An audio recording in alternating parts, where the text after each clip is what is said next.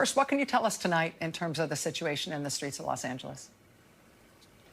Well, let me just tell you that there was a big rally today, this afternoon, because, you know, as part of the action, as part of the raid that took place on Friday, one of our city's most esteemed labor leaders, David Huerta, was arrested. He was injured during the arrest. He was detained over the weekend, and he had an arraignment, and he was released today. So that there was a rally denouncing the ICE actions, but also celebrating the fact that he was out, and it was a peaceful rally. What is going on right now is also peaceful. The rally has ended. People are lingering around the federal building, but we do not have any problems with violence taking place in our city right now. I'm glad you raised the issue of David Huerta. We saw not only that large turnout today in Los Angeles demanding his release and supporting him after he was violently arrested, I think it's fair to say, having seen the tape of that arrest.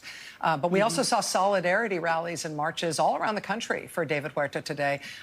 Union members and their supporters and people who are just horrified by what they saw marching today and demanding his release. I wonder, Mayor Bass, how you are seeing right now the sort of balance between what I think is the sort of obvious and palpable effect of and effectiveness of peaceful protest and the federal government treating it as a national security disaster that requires these extraordinary responses from the federal government and the U.S. military. How do you weigh those two views of it?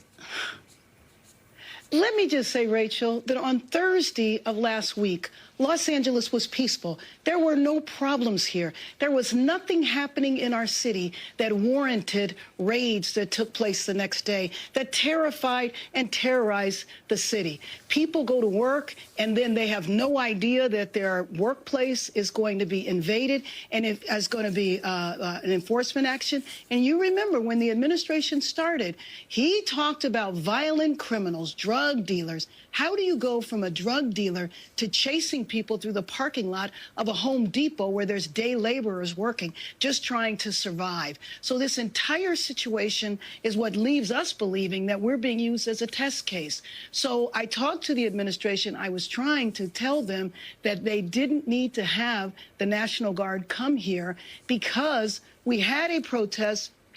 There was violence that took place. There was vandalism that took place, primarily in the form of graffiti. It was around 120 people. We are a city of 3.8 million. Our police department could take care of that. So what is the reason to bring the National Guard in?